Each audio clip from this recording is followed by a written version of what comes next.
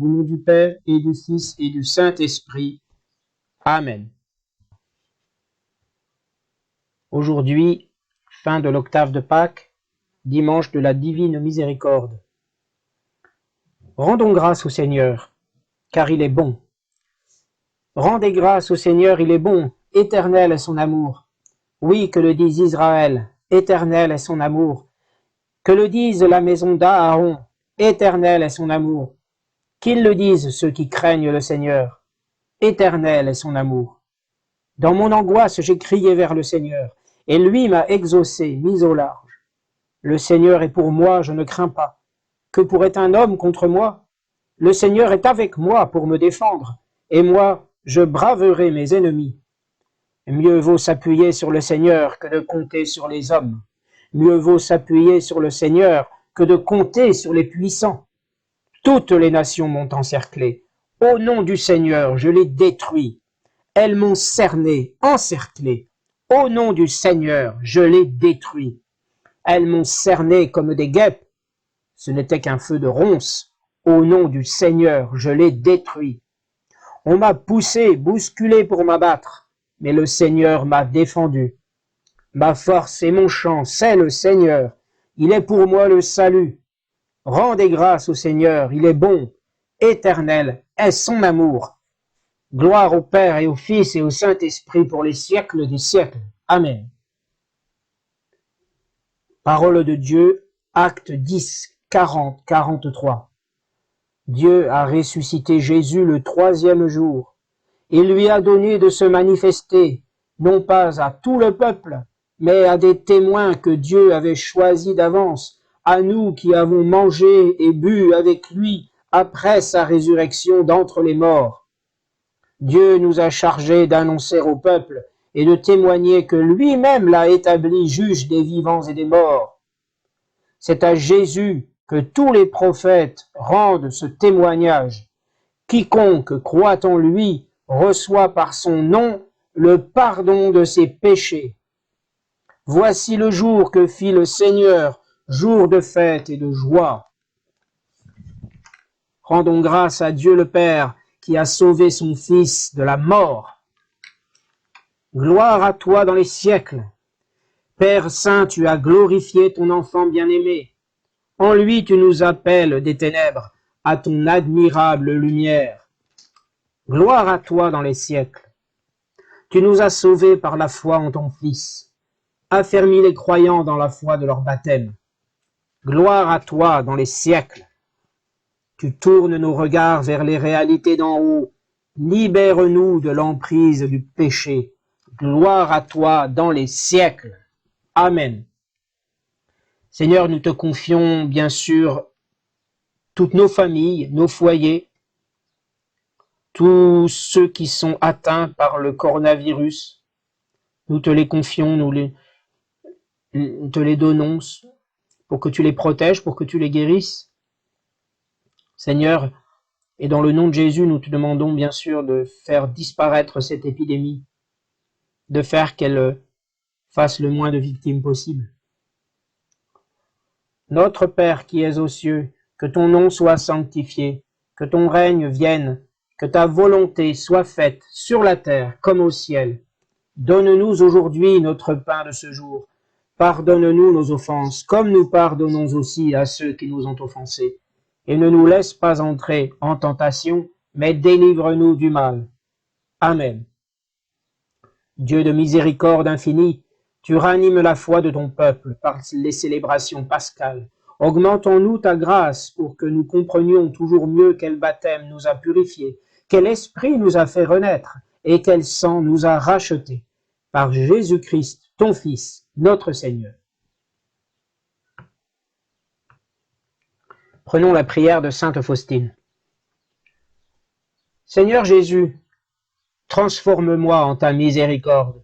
Fais que mes yeux soient miséricordieux, pour que jamais je ne juge selon les apparences et ne soupçonne personne, mais que je voie dans toutes les âmes ce qu'elles ont de beau, et qu'à toutes je sois secourable. Fais que mes oreilles soient miséricordieuses, toujours attentives aux besoins de mes frères et à jamais fermées à leur appel. Fais que ma langue soit miséricordieuse, pour que jamais je ne dise du mal de personne. Fais que pour tous j'aie des paroles de pardon et de réconfort. Fais que mes mains soient miséricordieuses et pleines de charité, afin que je prenne sur moi tout ce qui est dur et pénible, pour alléger ainsi le fardeau des autres. Fais que mes pieds soient miséricordieux, et toujours prêts à courir au secours du prochain, malgré ma fatigue et mon épuisement, que je me repose en servant. Fais que mon cœur soit miséricordieux et ouvert à toute souffrance. Jésus, on reprend après souffrance. Seigneur Jésus, transforme-moi en ta miséricorde. Amen.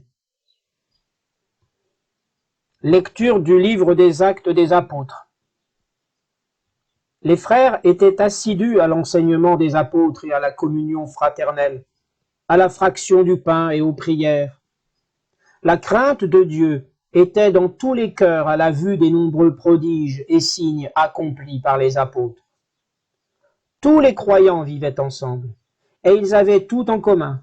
Ils vendaient leurs biens et leurs possessions, et ils en partageaient le produit entre tous en fonction des besoins de chacun. Chaque jour, d'un même cœur, ils fréquentaient assidûment le temple. Ils rompaient le pain dans les maisons.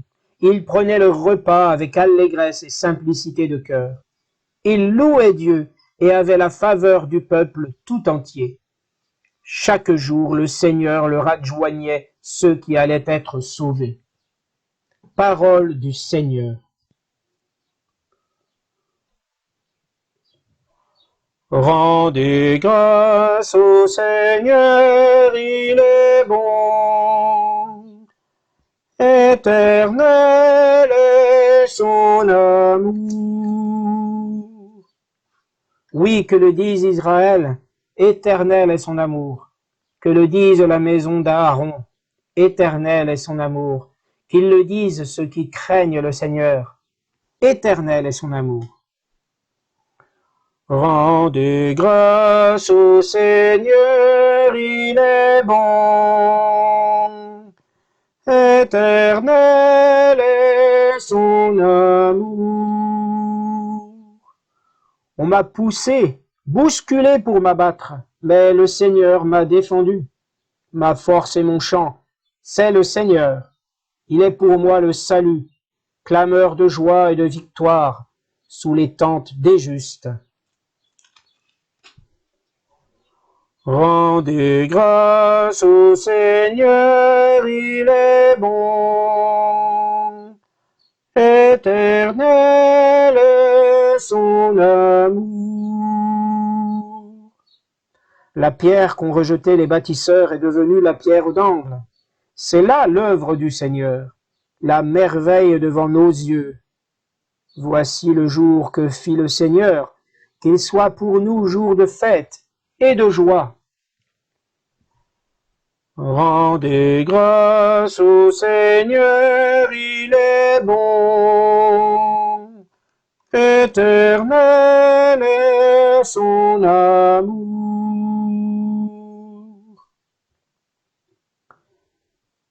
Lecture de la première lettre de Saint Pierre apôtre, chapitre 1, versets 3 à 9. Béni soit Dieu, le Père de notre Seigneur Jésus-Christ.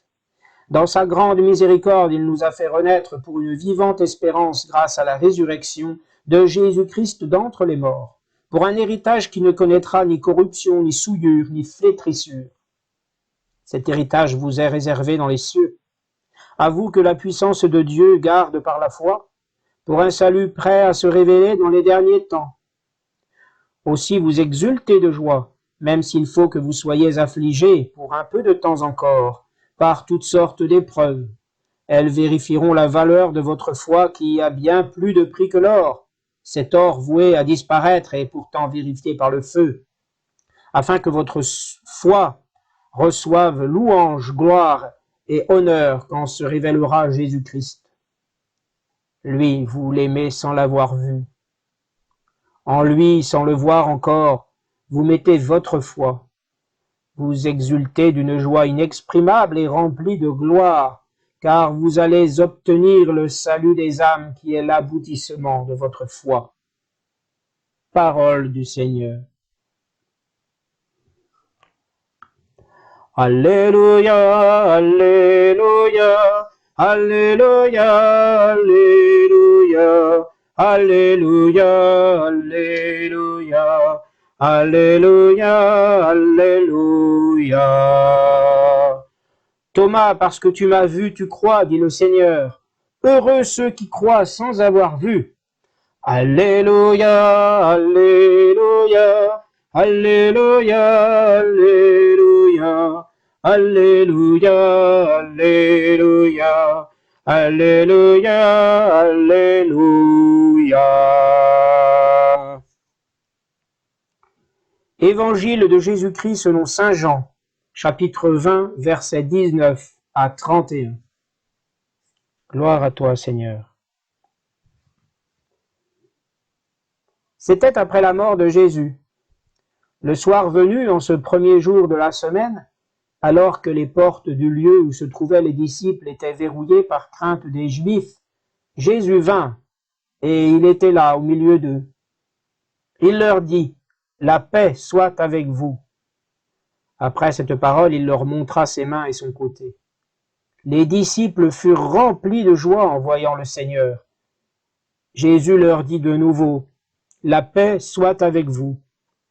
De même que le Père m'a envoyé, moi aussi je vous envoie. » Ayant ainsi parlé, il souffla sur eux, et il leur dit, « Recevez l'Esprit Saint. À qui vous remettrez ces péchés, ils seront remis. À qui vous maintiendrez ces péchés, ils seront maintenus. » Or, l'un des 12, Thomas, appelé Didyme, c'est-à-dire jumeau, n'était pas avec eux quand Jésus était venu. Les autres disciples lui disaient, « Nous avons vu le Seigneur. » Mais il leur déclara, « Si je ne vois pas dans ses mains la marque des clous, si je ne mets pas mon doigt dans la marque des clous, si je ne mets pas la main dans son côté, non, je ne croirai pas. » 8 jours plus tard, les disciples se trouvaient de nouveau dans la maison et Thomas était avec eux. Jésus vient alors que les portes étaient verrouillées et il était là au milieu d'eux. Il dit, « La paix soit avec vous. » Puis il dit à Thomas, « Avance ton doigt ici et vois mes mains. Avance ta main et mets-la dans mon côté. Cesse d'être incrédule, sois croyant. » Alors Thomas lui dit, « Mon Seigneur et mon Dieu. » Jésus lui dit, « Parce que tu m'as vu, tu crois. Heureux ceux qui croient sans avoir vu. » Il y a encore beaucoup d'autres signes que Jésus a faits en présence des disciples et qui ne sont pas écrits dans ce livre. Mais ceux-là ont été écrits pour que vous croyiez que Jésus est le Christ, le Fils de Dieu, et pour qu'en croyant, vous ayez la vie en son nom. Acclamons la parole de Dieu. Louange à toi, Seigneur Jésus. Alors je vais lire ici une méditation que l'on peut trouver dans le Magnificat de ce dimanche, qui a été écrite par saint Cyril, mort au 5e siècle, et qui fut un exégète prolifique en même temps qu'un défenseur ardent de la foi au Christ. En entrant dans le cénacle, toute porte close d'une manière étonnante, le Christ a montré une fois de plus qu'il est Dieu par nature, et qu'il n'est pas un autre que celui qui vivait jadis avec les disciples. Quel besoin avait-il en effet de montrer ses mains et son côté, si ce n'est que des sots pensent que sa chair n'est pas ressuscitée? Maintenant que le moment est venu de transformer son corps par une gloire inexprimable et prodigieuse, on le voit tellement soucieux de fonder la foi en la résurrection future de la chair, qu'il a voulu, conformément au dessein de Dieu, apparaître tel qu'il était auparavant. Ainsi ne penserait-on pas qu'il avait alors un corps différent de celui qu'il avait lors de sa mort sur la croix? Car nos yeux n'auraient pu supporter la vue de la gloire de son saint corps si le Christ avait voulu la déployer devant ses disciples avant de monter vers le Père.